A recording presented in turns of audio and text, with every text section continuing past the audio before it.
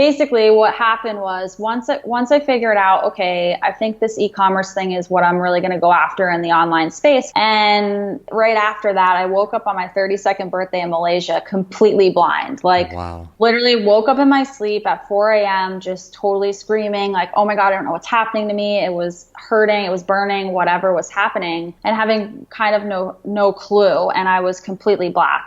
I showed up for myself and I was like, this isn't going to stop me. I want to travel the world, blind or not. I want to build an online business to support myself, blind or not. And I'm going to figure out how to do this thing. Wow. And I just stepped into that every single day.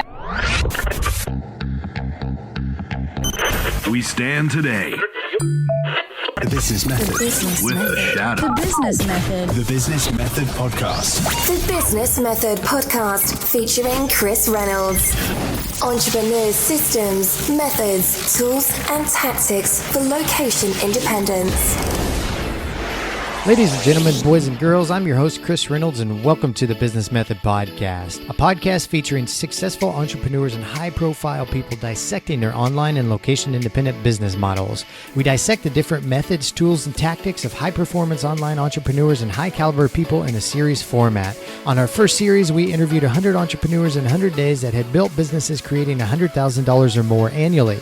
On our second series, we are interviewing 100 entrepreneurs that have built location-independent businesses that generate $1 million or more in annual revenue. There's a growing movement of people building these caliber of businesses, and we are getting behind the minds, the logic, and the science of what it takes to build businesses like this. On top of that, we also gather entrepreneurs at events and retreats around the world. This October, we are having our annual event in Thailand, Get Shit Done Live. It's 10 days of high-performance productivity, targeted collaboration, and rapid execution designed for entrepreneurs to get a lot of work done in a little amount of time. Some say it's like 10 months of work in 10 days. There's a magic that happens when brilliant minds come together to push one another towards productive execution. That is exactly what this retreat is about. Check out all the details at thebusinessmethod.com. That is thebusinessmethod.com. Now, let's jump in today's show. The Business Method. I want to start today's introduction off like this. I love today's podcast and I love today's guest. It's the first time I ever talked with her, but her story is so incredibly inspiring that it blew me away, and I think it'll blow you away too. Tiffany Julie is our guest today, and she's a super nomadic, world-traveling, seven-figure location-independent entrepreneur. She started out by sailing the open seas as a yacht captain for several years before starting her own business fixing and repairing yachts. She quickly grew that to a seven-figure business with a team of 12 and had a dream life, but knew something bigger was calling her. So she sold all of her things, camped across the country, and then bought a one-way ticket to Thailand. After arriving, she and her partner traveled around living in different countries and testing new online businesses. Finally, they decided to start an e-commerce store and put all of their time into that when she woke up on her 32nd birthday at 4 a.m. completely blind. Yes, you heard me right, completely blind. This, as you can imagine, absolutely changed her life. She then flew back to the U.S. and met with some of the best eye doctors in the world looking for solutions. The only problem was that the doctors were stumped. They had never seen a case like Tiffany's before, and they didn't know how to fix it. This is when Tiffany reached deep inside herself and threw herself into meditation, personal development, podcast, and positive thinking. The deeper she went into her meditations, the more she had the feeling that everything was going to be okay. She held on to positive thoughts and positive emotions, knowing that she would be healed. And she even kept working and growing her newly launched e-commerce business. It took her 6 long months, and finally one day she woke up and she could see light again. She wasn't completely healed, but it was the first step. She got so excited that her and her partner bought tickets to move back to Thailand. She's continued the healing process and she can now see much better. Another incredible aspect of the story is that in year 1 of her e-commerce business, while she was blind and partially blind, Tiffany pulled in $1.4 million in sales. Year 2 has just passed and the business did over $2 million. Now Tiffany is branching off into coaching female entrepreneurs to help them be the best that they can be. It's an absolutely amazing story, you guys. I hope you'll check this one out. And without further ado, let's welcome Tiffany Julie to the show. Entrepreneurs' systems, methods, tools, and tactics. Listeners, I'm really excited to welcome an amazing location independent entrepreneur, Tiffany Julie, to the show. Tiffany, how are you today? I am doing excellent. Thank you, Chris, for asking. Thanks for coming on the show. And you're calling in from the other side of the planet, Mexico. Which part of Mexico are you in? We are in Playa del Carmen, so it's about 45 minutes south of Cancun. And you've been based there for a little while, right? Yeah, we've been here a little over a year. Probably going to work on about 2 years before we decide to head on to the next destination. What I've noticed with a lot of more established location independent entrepreneurs is they like to spend an extended period of time in one location or one new country or one new city, and then after a year, maybe 6 months, a year or 2 years, then go find another spot. And it sounds like that's kind of where you guys are at. Why did you choose Playa del Carmen for your base now? Well, yeah, I mean, when we first started traveling and went overseas, it was sort of like we were on fire. Every 3 months we were in a new country and we were doing the whole backpacking thing, but that got to be extremely exhausting, especially while trying to run a business. So, the finding internet and all this and that. And we finally came to the conclusion that we just needed to be somewhere, and we love the beach and we love the tropical because we're from Florida, and we were just, okay, well, let's try Mexico. It's close to the States to fly in and out, and we had been gone for a while, about 2 years. And so we just decided to come to Mexico. We've never been here. We just were like, okay, we read great things about Playa del Carmen, and we just bought a ticket. What makes you stay there? What makes you love it now? Well, we were here because we had to be close to the U.S. for certain circumstances that we'll probably talk about later in the podcast, for medical reasons, just to be close to the doctors in case something was to happen. But as of this point, we actually fell in love with Mexico, and we're able now, with the way we've set up our business, with building a team while we've been here, to allow us more time freedom. So we are more able now to actually go and do the things that we want to do around here, like go to Cuba and, Peru and all the amazing things that are really close by to us that we weren't necessarily able to do before without our team. And so now we're just like, okay, well, we might as well stay for the next, 6 or 12 months and do all the cool things that we've wanted to do up until now before we head out. I absolutely love Mexico and just the culture there. It just feels like, when I'm there, it feels like such a great place. I'm curious, have you found a community of like-minded entrepreneurs in Playa del Carmen?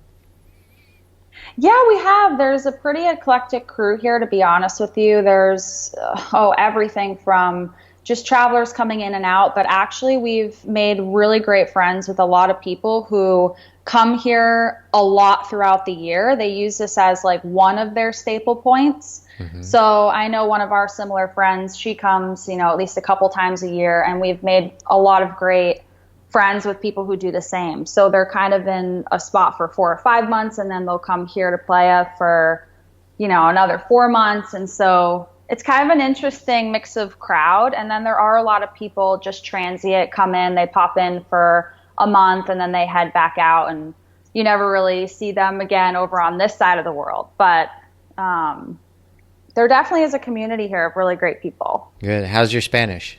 ¿Hablas español? Oh my gosh, you know what? I totally wish, and this is so awful of me to say, but I know very, very, very little Spanish. It's only because the places we kind of go and the people that we hang out with are more of, everyone speaks English, and so it's that language that everyone sort of falls back on.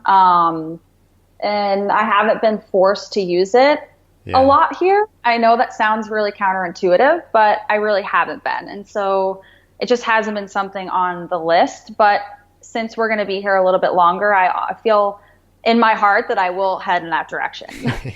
Well, if you need any tips, let me know. I did I created my own intensive 80-20, 90-10 Spanish course that took me about 3 months to kind of be conversationally fluent. So if you need any tips, just feel free to reach out. I lived in Costa Rica. Oh my gosh. Yeah, I lived in Costa Rica for a year in 2012, and I was like, if I'm going to be here this long, I've got to figure out the language. But it was the last 3 months that I was there when I finally learned it. Yeah, I think that'll be me too. Yeah. Like maybe after another month or two, I'll dive into it. So I'll hit you up at that time. Okay. For sure. Okay. Sounds good. I'm excited to have you on the show. I was going over the history. You sent me some messages about your history as a location independent entrepreneur and traveler. And I love when we get like people that just really love blending that location independence and traveling and creating that lifestyle of their dreams. You've done so many things. Like you've traveled for 7 years on yachts. You were a yacht captain, had a woodworking yacht company, fixed up old boats, camped across the U.S., lived in all these countries across the world. Now you have an e-com business that's pulling over 2 million, and now you're building a female entrepreneur tribe and coaching them, which is very impressive. And I know there's a lot more to talk about, but I just want to kind of get to know you, and you can tell your story about why you love travel and how that evolved into becoming the entrepreneur that you are today. Yeah, no, absolutely. I've definitely not lived the conventional life in the eyes of like what's traditional as growing up in the U.S., what they would say to you, right? So I think it all starts back when I was young. My mom, it was just me and her growing up. She was a single parent, but she was very much an entrepreneur. She always owned her own businesses. And so from a very young age, she really taught me the characteristics that are needed to be an entrepreneur. And she really showed me possibility, that I had a choice, in what I wanted to do in my life. And she was very supportive within that. So she taught me things like how to be resilient, consistency, independence, all sorts of qualities that were amazing. And then it sort of was, as you can tell, I'm not the traditional type of girl at all. And so when I graduated high school, I was sort of like that the rebel that was, I'm going to do it my way. And I didn't go to school, the traditional 4-year college type of thing. And I just said to myself, well, Tiffany, what actually do you love? What resonates with you? What do you want to try? What really lights you up? And for some reason, I really was drawn to boats and sailing and the water. And there was something just so glamorous and expansive about all of it. And I just told myself, well, heck, I'm going to move to Florida where all the yachts are located, and I'm going to sign myself up, to be a yacht captain, and I'm going to see where that takes me. And that's really when I started my entrepreneurial journey within everything. So then you continued as traveling on yachts for 7 years, is that right? Well, it wasn't exactly 7 years. So as I was a yacht captain, that was just for a few years. But What that really taught me was really showed me the ability, like our confidence and what we have to have as an entrepreneur in our belief to figure it out, in any moment's time, right? Like there's always fires to put out. There's always things that we're solving all the time. And really being out at sea and being on these boats was like a huge thing in that, because at any moment there was always something happening where I had to take charge and tell the crew, okay, we've got to do this, we've got to do that, we've got to figure this out, because sometimes we were in storms and our life was on the line, so you don't have a lot of time. You got to think quick on your feet. You got to be a leader. You got to really make decisions. And so I really learned that, the belief in my ability to figure things out in any moment. And there's never really a problem because there's always a solution. And so that was like the biggest sort of turning point. And when I wanted to come back onto land, so being out at sea, as you could imagine, for that many years and sort of delivering yachts and having that kind of stress level and responsibility, I was at a point where I was like, okay, well, I want to go back to land, but I want to use all of the knowledge. I saw such an opportunity to use the knowledge of all the things that I had figured out how to fix out at sea, on these boats, and the things that could happen. I figured all these other boats were going to need these repairs or these preparations or whatever it was when they were on land. And so I was just like, okay, well, I'm just going to start and I'm going to build a yacht repair company. And so I just started. I was like, I went around the docks and I just was like, hey, I know how to do all these skills. I know how to do fiberglass work, gel coat, woodworking, you name it. I knew how to do it. And I started to get work and I got so busy, and the quality of work that I was giving people was like bar none to a lot of people in the area. And so I got so busy that I had to start hiring help. And I had a huge wait list, and I just went after it. And I ended up hiring about 12 people. I had 12 people working for me at one point, and we were doing well over 7 figures. And that really taught me like the next set of skills that every entrepreneur needs, leadership, how to build a team, project management, and owning my own worth was huge within that, right? Because I had to go to these big yachts and quote these huge numbers. And I remember being on my first, quoting my first $15,000 job. And I was on that boat, and there's little old me. And I'm like this girl talking to this, huge guy on his 110-foot boat. And I'm like, this is going to cost $15K. And it was the moment where it was one of the scariest moments in my life and one of the most awesome moments, because when I said that out loud, he just turned around and looked at me with a big smile on his face and was like, okay. And I'm like, oh, okay, I have a huge business here. And it just sort of scaled itself from there, because then I started owning more and more the worth of the work we were doing. And they weren't blinking an eye at this stuff. And so because of the quality of work that we were providing, and I don't know, that's just all the things I learned within the whole yachting. And I think it was 7 years combined by owning the yacht repair company and then being a yacht captain. And then also I, bought my boat and I restored it and I flipped it. And I did a couple of those in the meantime as well with my crew of 12 people. So it was an interesting ride for sure. I find that a lot of, everybody really has kind of a monetary thermometer on, especially us entrepreneurs, on what we think we're worth, or having, maybe going to the next level, quoting numbers like that. You were really scared to quote $15,000, but we want to make more money, but there's a part of us sometimes that says, no, that's too much, or, you're not worth making that much. And so I'm curious if you don't mind kind of diving into your experience, your quote for $15,000, and then I'm sure you went up as time went on doing different projects. How have you overcome those challenges and those mental barriers of growing a business to higher numbers and being confident in giving those type of quotes?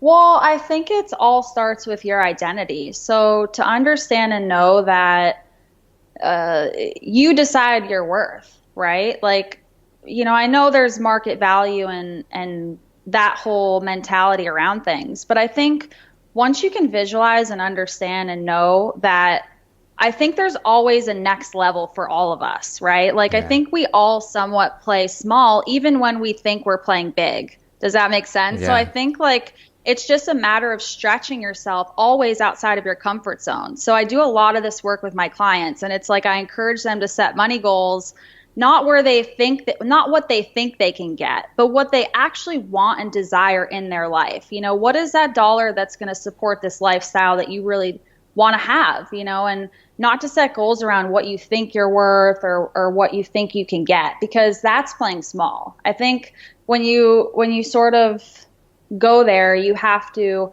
push yourself a little outside of your comfort zone. If you're setting goals and they don't make you scared shitless, then I think you're doing something wrong. Yeah. You've got to have that bigger vision, and you've just got to own your worth, whatever that is. And I think as you start to do that, then you start to open up your scope wider and wider and wider. I don't think it's yes, you start with at some level and you're yes, I'm worth $1 million. I think it starts, okay, well, what's my comfort zone and what's past my comfort zone just a little bit. And every time you do that, you will eventually get up to, 7 figures, 8-figure goals and stuff like that. And so I think it's just the more you step into your skin and the more you're comfortable with it, it's sort of like that confidence competence loop, right?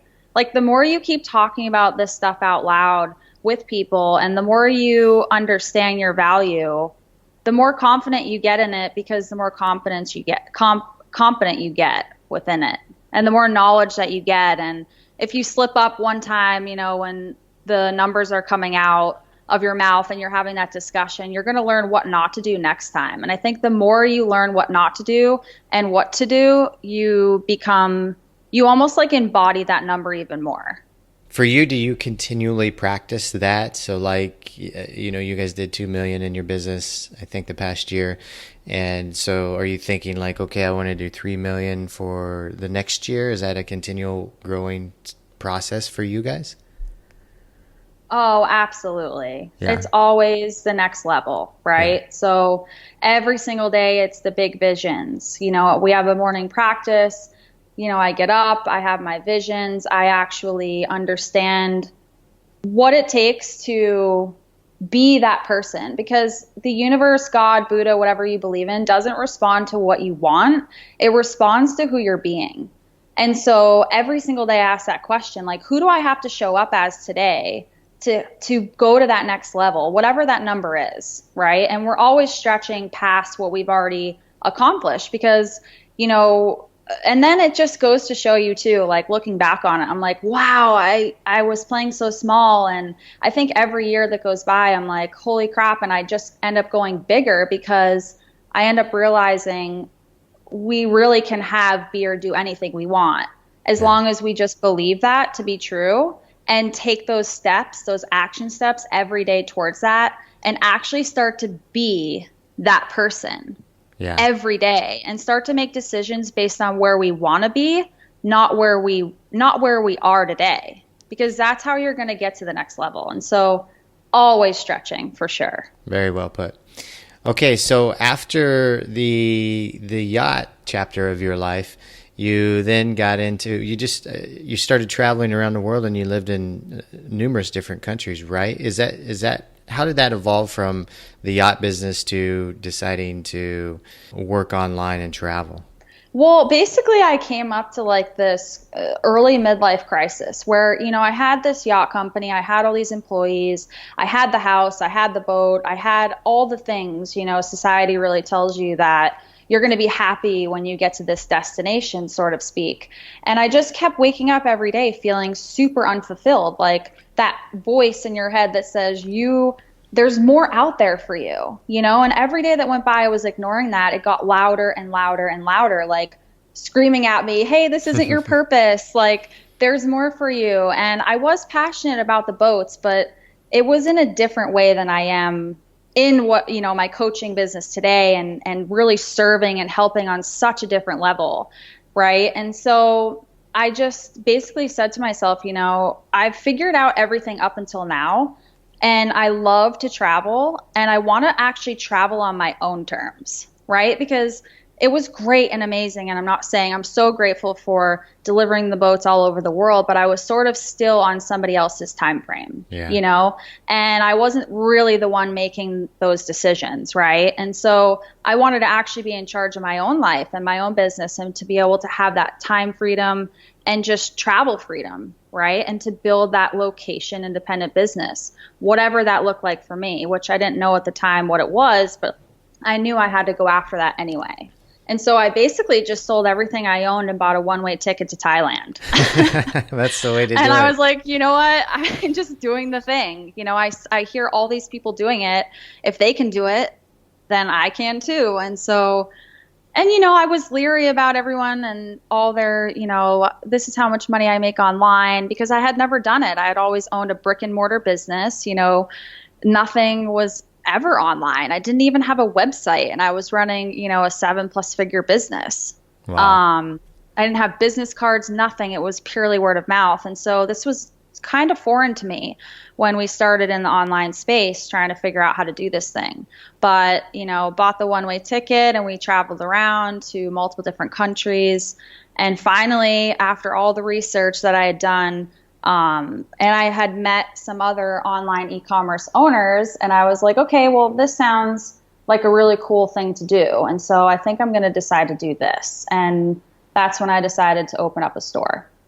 And what year was that, Tiffany? That was 2 years ago. So Excellent. let's see, 2016, October, actually. So you guys have had immense amount of success in the past 2 years, right? Oh my gosh, first year was crazy. I mean, it was 1.4 million in sales our first year, and that was just with the store. Wow. So I've talked to I know a lot of e-com people. We've had a lot of e-com people on the show, and most of the ones coming on the show are doing amazing numbers. But I'd like to ask you, for the listeners that are running e-com businesses out there, what do you think? There's just so many people that do create e-com stores and they struggle to grow it, even to six figures sometimes. What do you think made it different for you guys to have, hit 2 million in 2 years and 1.4 in 1 year? Well, I think that was the consistency, right? So every single day we showed up to grow it, and you need traffic. It's like the number one thing. And if you've got to have multiple sources of traffic. So it's sort of like putting your eggs in different baskets, because if you only rely on getting traffic from, let's just say, Facebook, and then all of a sudden your ads sort of exhaust themselves, which they do, and then you're in the middle of trying to figure out sort of the next funnel that you're going to build that will be successful, you've got to still have traffic coming from multiple sources in order to make up for the one that may be lagging. And I see a lot of people in e-commerce missing this piece. You've got to have traffic sources from multiple areas in order for this thing to work, right? And so that, I think that was the biggest thing for us, is that we have multiple traffic sources coming at all times. And so we're going through the same thing right now. We've got one that's sort of drying up, and there's more competition coming on the market in that space. And so we've got to get more creative. And I also think it's really the belief in your ability to figure it out, right? Because if there's other competition coming on the market, what can you do to be different? How are you different? How do you stand up for your customer? Like, our store gives amazing customer service, and that's one of my expertise, right? Like, from working on yachts, I had to give great customer service. Otherwise, it wasn't going to happen for me, right? Like, so it's sort of like, I understand that it's about the customer. It's not about us. It's not about anything else. And so how can you provide that amazing customer experience? Because all of us are competing with the Amazons. We don't sell anything on Amazon. We don't sell anything on eBay. We are just solely on our own on the internet land. And so, that would be my number one thing, is multiple traffic sources, and then amazing customer service. And how are you giving a different experience to that customer where they're going to want to come to you? What are some of the traffic sources that you recommend to other entrepreneurs? Well, I guess that sort of depends on what your product is, where your ideal clients are hanging out, because I think there's massive amounts of, opportunity everywhere. So Instagram, we do really well on running Facebook ads, and we have a high dollar item, right? So we sell consumer electronics, and a lot of people say Facebook doesn't work for high dollar items. Well, that's completely wrong. Like, as long as you know how to write copy and split test and do your images and see what's working and what's resonating, then I think you can actually create whatever you want on whatever traffic source. I don't care how much your product ends up being. And so I think it's just, I don't know. I think podcasts really work for the right product and the right podcast, because we did that and it didn't work for us. But I know a lot of other people in e-commerce where that's like one of their main sources of traffic. So it's sort of like, you've got to just get out there and test and trial and not think you're failing if one doesn't work. You just move on to the next and say, okay, well, that might have not worked very well for us right now. Maybe it will in the future, but I'm going to move on to the next thing. And just consistently show up for it, and I think you'll be successful with it. So I'm wondering if you recommend, I know a lot of people would recommend trying one platform or one funnel or one source of traffic for a certain amount of time, just focusing on that one and then going to another one and then going to another one to continue to build those different sources. Is that the strategy you guys used, or do you recommend a shotgun strategy, trying them all at once, or how did it play out for you? Well, I think that's a personality. Again, I think it really depends on who you are, because I definitely see like there are people that are successful doing multiple at the same time, but you've got to be really strategic and you've got to keep track and have a great system to track your progress. Because if you try to go do a bunch of things and you don't have the spreadsheets to support it, you don't actually track the data closely, I don't think it's going to benefit you. So I think really if you're that person who's organized, who loves spreadsheets, who loves data, who loves analytics, I think that that could work for you. What we did is that it was that one at a time. And so, you know, we concentrated on one thing at a time and got the sales coming in and the traffic coming in for that and really optimized the traffic. So, you know, how can we convert better? How can we, you know, make this customer experience better before moving on to the next thing? Because the more you do that, the next thing is going to be easier to sort of work out for you. And so I feel like that's probably the better way to go, unless you're like that person who's just needs like a million things going on at once, which I know because some of my clients, they thrive in that environment, but that definitely is not like my jam. I like to be, okay, let's focus on this one thing. Let's do this. Let's optimize it. And then let's move on to the next thing. But we didn't take very long to move on to the next thing because, you know, you've got to be retargeting all of those people that are coming to your website. And so you've got to do that in some way. And Facebook and Google are like the two biggest ways that we do that. So I know over the past few years, you got to live in Thailand and Malaysia and Bali and Singapore, and now you're based in Mexico. But you told me this morning that you had an incident in Malaysia that it shocked me. I didn't know, but it was absolutely life-changing for you, and you actually went blind while you were there. Do you mind diving into that story a bit? Yeah, no, and you guys heard that right. He said, yeah. I know, it's like, huh? Like, I don't even know. When I tell people that, they're like, what? I can't even tell, you know? And even when I was blind, a lot of people couldn't tell because I was just so about not letting it take over and consume my life and me actually thriving through that process instead of merely just like surviving, you know? And it's totally a mindset behind that whole thing. But basically what happened was once I figured out, okay, I think this e-commerce thing is what I'm really going to go after in the online space because there's so much opportunity to make money. And basically right after that, I woke up on my 32nd birthday in Malaysia completely blind. Like, wow. Literally woke up in my sleep at 4 a.m. just totally screaming like, oh my God, I don't know what's happening to me. It was hurting, it was burning, whatever was happening. And having kind of no clue. And I was completely black, like completely in the dark. Wow. So basically it was a journey. You know, it was obviously we traveled back to the US and went to see the best corneal specialists in the US, which was Boston, Massachusetts. And, you know, they never actually figured out what specifically happened. So It could have been like a bacteria or an amoeba or something that sort of permeated in the eye and then ate away the cornea. Wow.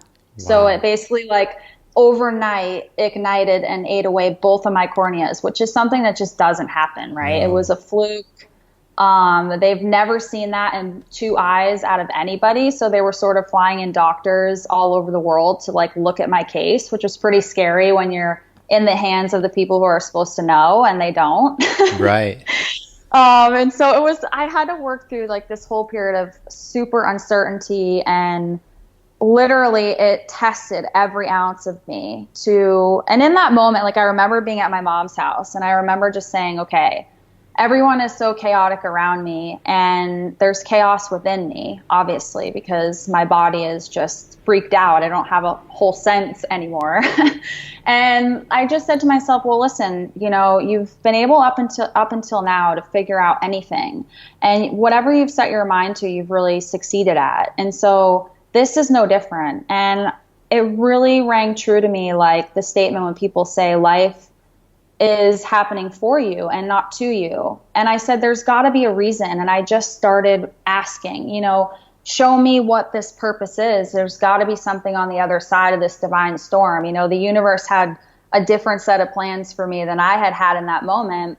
But it's sort of like embracing that unknown, stepping into it, leaning into it, and really showing up for the strength inside that we all have, you know, because everyone has that strength inside of them to do whatever it is that they want to do, get through whatever it is that they need to get through in order to live whatever life they want to have. But I feel like a lot of people don't understand that. And I don't know. I showed up for myself and I was like, this isn't going to stop me. I want to travel the world, blind or not. I want to build an online business to support myself, blind or not. And I'm going to figure out how to do this thing. Wow. And I just stepped into that every single day. I mean, Wayne Dyer, the Hay House podcast, Tony Robbins were like my new best friends. I woke up, I meditated, you know, my ass off at 4 a.m. I'm taking cold showers. Like, I am totally just showing up and learning exactly who I am and push myself further than I ever thought possible, and pulled out that power every day. And I said, yeah, and I'm going to do the same thing with this business. And so I called suppliers. Obviously, I had people dialing the phone for me, but I called suppliers. I built relationships with these people. I got them on board. You know, it's really hard in the beginning in an e-commerce store when you've never done it to call major suppliers, especially when we're in a competitive market of consumer electronics. That usually doesn't happen that they like welcome you with open arms on board at first. And I never got turned down once because I just was so, you know, I was just so determined to make this work, and everything just sort of fell into place. And so I said to myself, you know, if all these other people can heal themselves of cancer and crazy things, right, that I was listening to on all these podcasts, and I said, I can do the same in this situation. You know, so I just showed up for that every day. I believed that that was going to happen. I stepped into that vision every single day in my meditations, and I started to heal slowly. And after about 6 months, I was able to get a little bit of vision back. Mm-hmm. And that was like, okay, this is happening. I can actually see all the fruits of this labor. And we launched the store in October, which was the first month that I was starting to gain a little bit of vision back. And I said, okay, I'm ready to travel. Let's do this thing. Let's get the ticket from Doc that says I'm cool, because there's nothing they can do for me from this point out, right? Unless I was going to go have surgery, and have a corneal transplant, which I had no interest in doing, right? So there was nothing they were going to do for me further. And she said, oh, you are the bravest soul that I've ever met. Like, go live your life, because the more you're going to be happy is the more you're going to heal, right? Like, if you're in a high vibe state, you're going to be able to attract high vibe things. And so I was like, just kept the faith as hard as it was. And of course, don't get me wrong, there were really hard times within that. But yeah, we launched the store October. We left. We flew back to Asia, and we started traveling around again. We lived in Malaysia, Singapore again, and that's the year the store did 1.4 million in revenue, which is amazing. How long, from when you arrived in the hospital, how long were you there until they released you? Well, I was staying with my mom, and so I was there for maybe 2 nights. Okay. And when that happens, there's nothing they can do for you. So the bacteria, because I had started some antibiotic when I was over in Malaysia, obviously when I first went to the hospital, and I didn't have a clue what was happening, they put me immediately on antibiotic.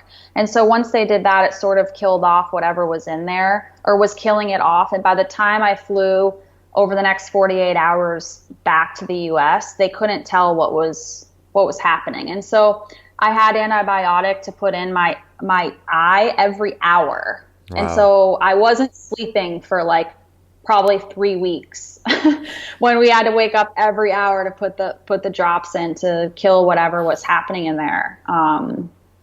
And so yeah, I was at my mom's house through that whole thing. I wasn't at the hospital during that time. So, and you were 100% blind, correct?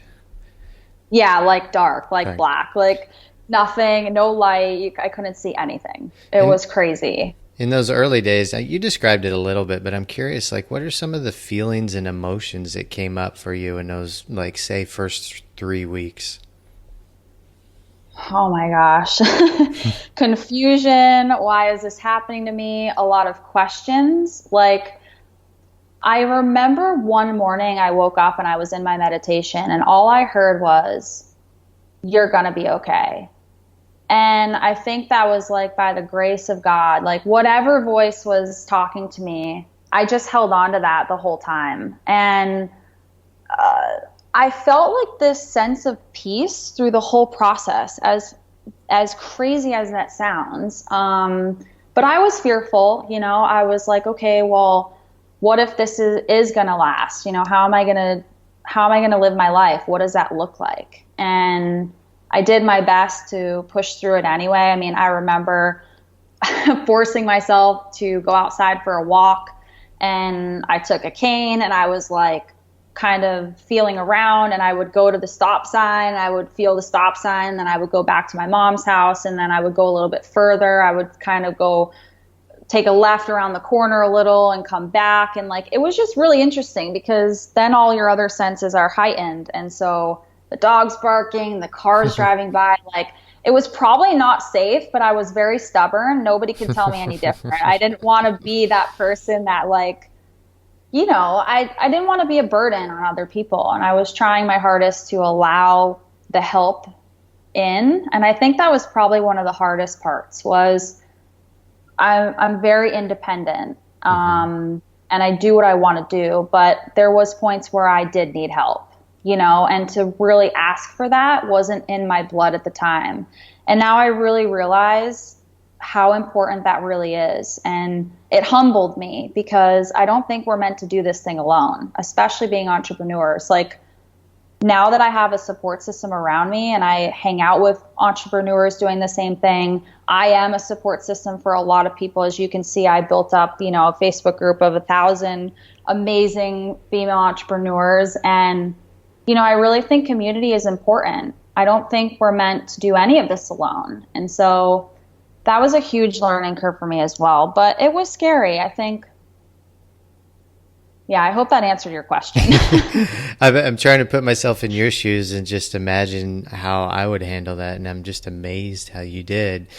But it seems like your meditations and helped a lot throughout that process. Were you just meditating daily, or did you extend out your meditations to do longer meditations, or how did that play out?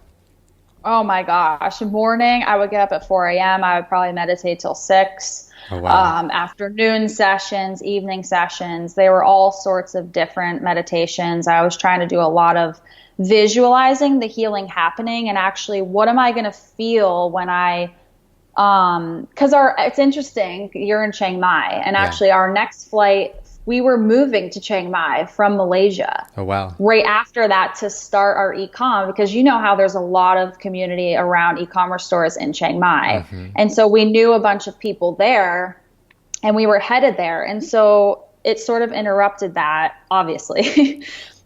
And when we came to the US, I was just kept visualizing Chiang Mai and all the pictures that I saw of it and how beautiful it was. And I just spent so much time living in the space of, this, I am going to be healed and I am going to see Chiang Mai when this is done, because it will be done.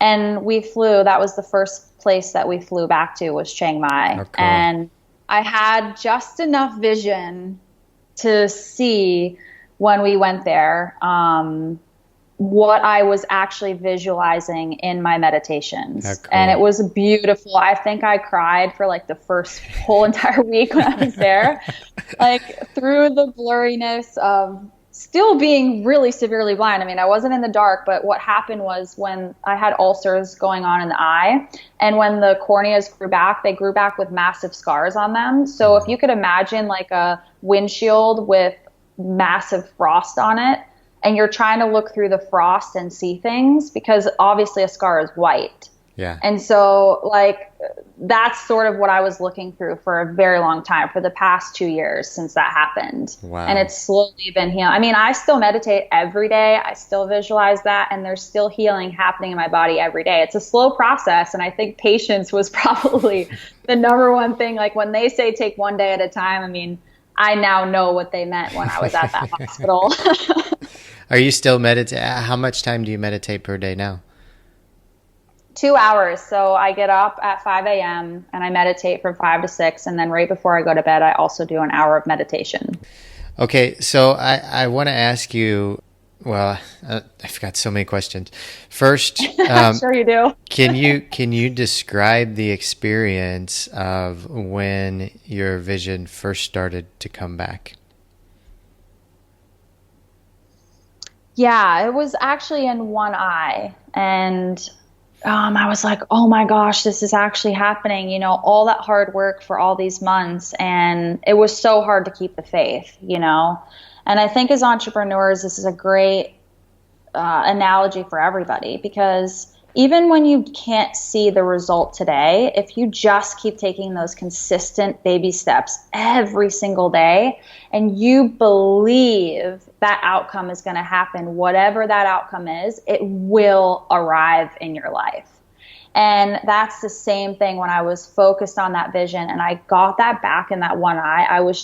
I danced around like for days, you know, like just being able to see the blurry white and not the black. Mm-hmm. And I was like, okay, like this is the turning point. Like this is me being shown like all of this hard work, all of this faith, all this belief in myself and in that higher power to really aid me in the process. I mean, it was a miracle. I mean, literally it was a miracle. The doctors, I went back this February and they cannot even believe it. They've never seen this happen in anybody. And they're like, what are you doing? And I'm like, I'm meditating, I'm believing, I'm visualizing. And they just totally write me off, right? Because they don't want to hear that. Yeah. Like they don't believe in that, right? And so they just sort of laugh it off. But I can't wait to go back there next year, because I'm determined by the end of this year to finish this process and go there next year and just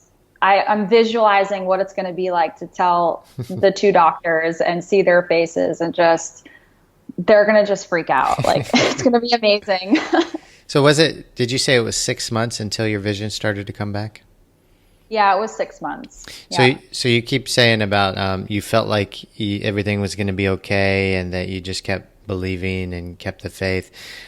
Did you have, I'm sure you had self-doubt come in and tell you, you know, okay, maybe this isn't going to work. Maybe I'll be blind the rest of my life. Did you have that? And if you did, then how did you work through that or overcome that?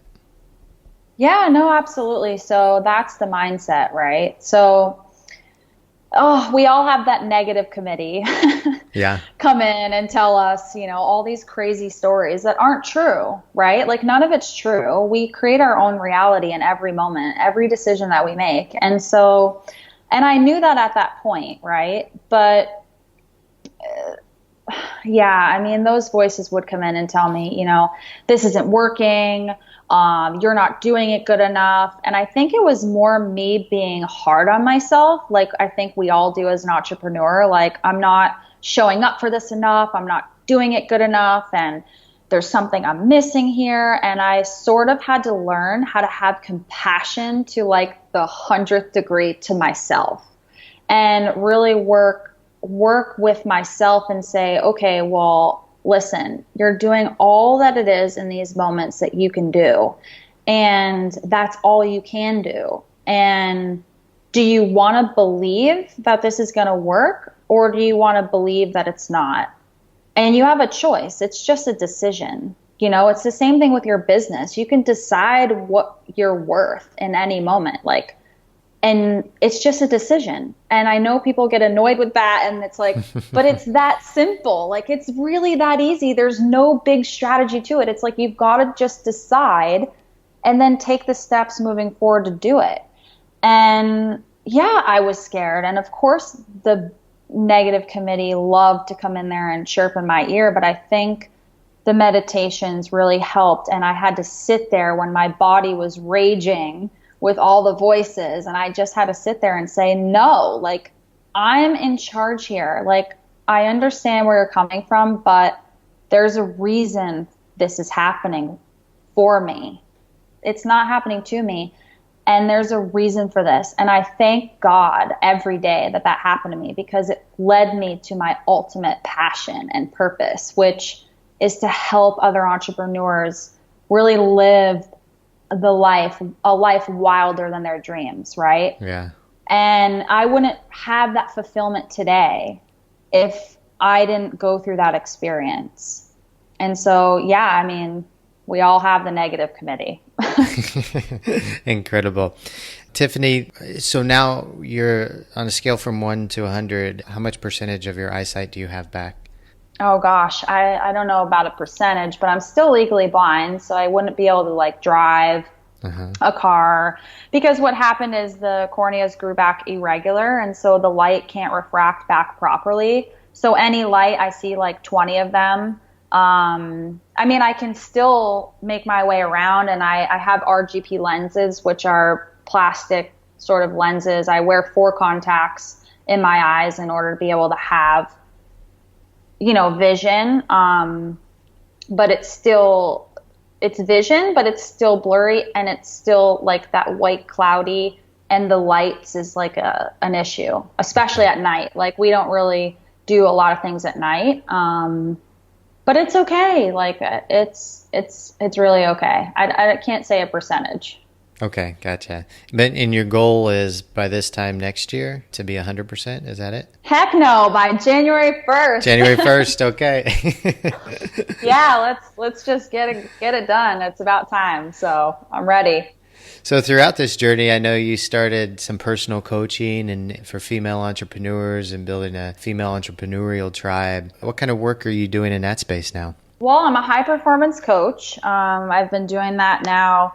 I started this about a year ago, and it's going amazing. And I really honestly think that this has helped me to continue my journey of healing. It's been motivating because I realize now that it's not about us, right? Like, we're all here to serve in some way. And I feel like it's not about me anymore. Like, my healing and all of this stuff is really, I'm strong enough to go through this. And I think I was chosen because of that. And to be that example and that light for other people, to go, holy shit, how am I playing small in my life? Like, what is really possible for me? Like, you know, and to just be that example. And so, I don't know. I can't remember your question now. I love to sort of ramble, so I'm sorry. No, I was just curious more about the personal coaching that you're doing in the tribe or the community of female entrepreneurs that you've been growing. Oh, yeah. Well, I wanted to do that because I love community. And like I said, one of my biggest lessons through this was that we're not meant to do things alone. And especially as an entrepreneur, like, you've got to surround yourself with like-minded people. Otherwise, it's going to take you a lot longer to get where you want to go, right? Yeah. We can all learn with each other. And when we surround ourselves with people who will lift us up and show us what's possible for us, it makes it so much easier, right? And before I had that, I've always been an entrepreneur, but I've never had a community like I could lean on and surround myself with. I mean, all my friends were successful, but I don't know, in this whole coaching realm, and I really wanted to be able to build a community for other entrepreneurs because, as you know, a lot of people struggle. I mean, especially to build a location independent business. And I wanted to really bring people together so everyone can learn and come in there and get it, you know, advice and get coaching and celebrate wins together and just have this community of women that are rising, because there are so many women now that are stepping up to their passion, their purpose, and they're crushing it. I mean, they're being so successful online, and if they can do it and I can do it, anybody can do it. That's really cool. So I do some high performance coaching too for entrepreneurs, and I'm curious, when somebody comes to you and they're interested in improving their productivity or the results that they're getting, what are some of the mechanisms or strategies or tactics that you use to help get that person there? Well, number one is the mindset, right? Because if the program running in the background is negative, I don't care any strategy, the funnel, you can build the best funnel on the planet, but if your mindset tells you it's not going to work and who am I to do this or charge this, I mean, all the crazy limiting beliefs that come in, if those are there, it's not going to work. So I work immediately with people on their mindset. Like, I want to know the thoughts that are going through your mind every single day. And so I take inventory. I have them walk around with a little pad every 30 minutes. There's a timer, and they log what they're thinking in their mind, because 90,000 thoughts are going through our brain every single day, and we're only conscious of 5% of those. So if somebody can come to me and say, oh, I'm being so positive and all these things, but in actuality, when we take inventory and we know exactly what's going on, they're not. So we have to learn to reprogram those. Like, your mind is just like a hardware program, like a computer is.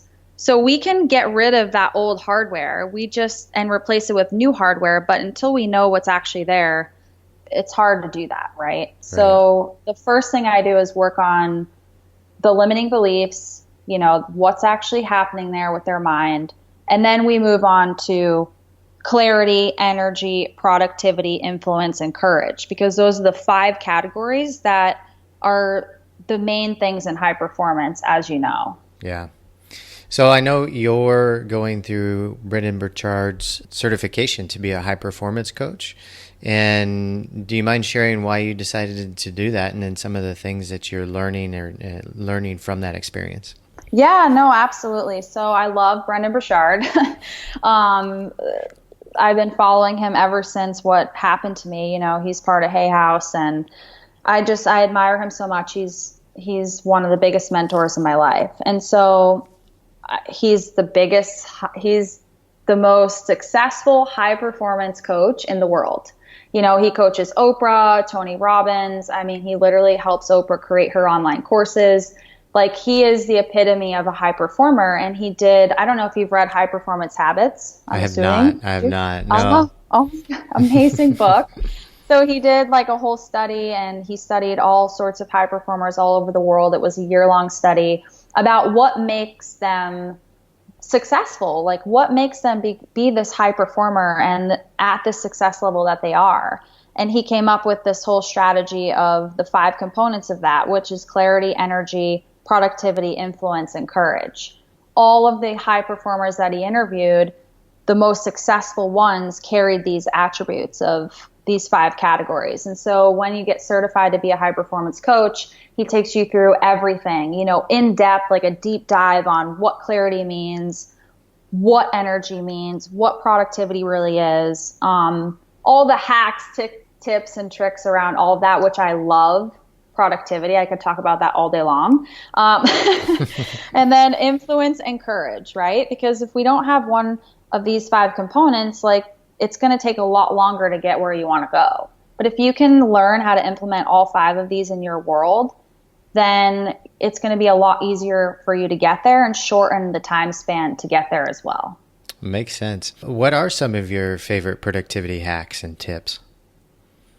Oh my gosh. I think it's a testing period. What works for one person doesn't work for everybody. So all my clients, like, we go through a process where they'll test and trial something, and then if that's not working, they'll do another thing. But for me, what works the best is having 50-minute time blocks. Yeah. So literally, like, no interruptions. You shut the Facebook notifications off. Like, you don't have the email dinging in your ear. You sit in the chair and you set a timer and you're like, let's go. And you're focused for 50 minutes. Yeah. And I feel like that works, to have 4 or 5 of those every single day.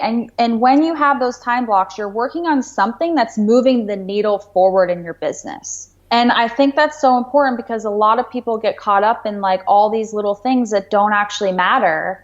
And then they end up at the end of the week, well, I worked, 50 hours, 60 hours, but I don't see any result in my business. And it's like, well, what actually are you working on? Because we need to be spending more time working on moving needle activities than just like all these little minute things that make you feel busy, but are blocking your success. So I think that within productivity, the 50-minute time blocks is important. I think after those 50 minutes, the 5 minutes following are just as important. Get up, have water, clear your mind, shake off whatever was happening in that 50 minutes, and then set an intention for the next 50 minutes, because intention is everything. It's like, okay, I'm going to get this thing done, but if you're all over the place, then it's not going to work. I had a period in my life around 2012-ish, 2013-ish, that I was building a project for slave children in Ghana. And I was using that exact same method. I was 50 on, 10 off, 50 on, 10 off. And I would pull on a regular basis 12 to 16-hour days by using that. Oh, my gosh. Yeah. Yeah, and I would those 10 minutes that I had off, I would do maybe some pull-ups or push-ups or run down the stairs and get some food and shove it in my mouth. I would have a lunch break too, but it worked really well. At this time too, I was doing some contracting work where I was required to be online during that time, and so it wasn't taking a ton of energy to do that contracting work throughout the hour, but I was online and I was doing stuff, and sometimes I would do other work at the same time. But it was 3 or 4 months just because I had so much passion and energy driven towards getting this project done and pushed out, and I was balanced, and some people think that's crazy, but for whatever reason, that exact method worked for me during that sprint to get this project created throughout that time. So I can highly recommend it, and I think it works without a doubt. So thank you for sharing that. Yeah, no, absolutely. I'd just like to ask, I think we're going to wind things down, but is there anything else that you would like to share about any part of your story or inspiring entrepreneurs or, your coaching or productivity hacks, anything? Feel free to run with it for a couple minutes. All right. So I think there are a couple of things that are really important for you guys to do, right? And so in the beginning, number one is the clarity. So you've got to know what lifestyle you want to live, where you want to go in your business, how much money you really desire to make, what your big vision is. Because if you don't have clarity around that big vision, you can just be spinning your wheels for years. And then you're frustrated. And I have a lot of women that come to me and they're exhausted in their business. And they're like, I just feel like I'm going nowhere, and they're spinning their wheels. And I ask them, well, where do you want to be? And they just sit there silent. They don't know what the outcome is. And until we know the outcome, we can't reverse engineer how to get there. But once you know where you want to be, in your relationships, in your life. Like, this doesn't just pertain to your business. In all areas of your life, to be a high performer, you have to have clarity on what that is. And then it's so super easy to build yourself a roadmap on how to get there, because you just literally reverse engineer the steps. And anybody can do that, right? But you've got to have the clarity on where you want to go. And it doesn't necessarily mean you've got to know in 5 years. It just means, what in the next 6 months, where do I see my life? Or where do I see my life in the next 3 months? And then when you get clear, build yourself those steps and start taking consistent action daily to get there. And that doesn't mean you have to hustle. That just means you have to align yourself and be that person. Like, who is that person that gets the stuff done in order to have that big vision become a reality? And step into that person every single morning when you get up and remind yourself of who needs you on your A game today, and don't make it about you, because at the end of the day, this is never about you. It's about all the people you're serving in your life, in your business. Even if you want the successful business, who's it for? It's not just for the yacht and the Gucci purse or whatever it is. It's not just about the things. It's about, do you want to take care of your family? Do you want time off in order to be able to spend time with the kids while they're growing up? what are your whys that are outside of you, and start to focus on those every single morning. And I guarantee you that's the fire that's going to get you through those hard days when shit hits the fan and you don't feel like showing up for it, right? Because if it's just about you and the money, it's never going to work. Beautifully So put. that would be like my main thing. And then just the mindset around all of it. Build yourself a morning practice of getting yourself in that vision and in that mindset, and absolutely believe that you can have, be, or do anything in your life, because you absolutely can. And it's just a decision. And start to understand how you're going to feel when you actually have this arrive in your life, and start to get yourself in those feelings every single day. Because listen, the universe, God, Buddha, whatever you believe in, like I said earlier, does not respond to what you want. Like, this is why vision boards alone don't work. You can see your vision all the time, but if you actually don't know how you're going to feel when that vision arrives and get yourself there, it's probably going to take a long time if it even works. And so the universe, God, whatever, responds to who you're being. And when you're in the energy of that person, it will absolutely arrive. And the more you do it, the faster that manifestation will happen in your world. And so that is like, I'll end there. I could talk about this for days. Tiffany, beautifully put. Thank you so much for sharing all your tips and tricks and wisdom with us. We really appreciate it. If the listeners want to reach out and learn more about what you have going on, where's the best place they could do that at? Yeah, my website is tiffanyjulie.com, and all of my social media is I am Tiffany Julie. So Instagram, YouTube, and Facebook. And if there are any female entrepreneurs, not to leave all y'all guys out, we love you too, but if you are a female entrepreneur and you want to come join my group, it is called Female Entrepreneurs on Purpose with Purpose, and we would love to have you over there. Excellent. Tiffany, again, I want to thank you so much for sharing all your stories and wisdom with us. We really appreciate it. And we're going to sign off there. Listeners, thank you guys for joining us once again, and we'll see you all on the next episode. Goodbye, everybody. Bye. Thanks, Chris. Hey listeners, thanks for joining us once again. We wanted to remind you about our high performance productivity coaching and our annual Get Shit Done live retreat in Thailand. Both are designed for entrepreneurs by entrepreneurs to get a lot of work done rapidly. And whether you need some personal coaching while working away at home, or a retreat in Thailand where you can get out of your normal routine and surround yourself with other successful entrepreneurs, we have those options for you. Check out all the details at thebusinessmethod.com, and we'll see you on the next podcast.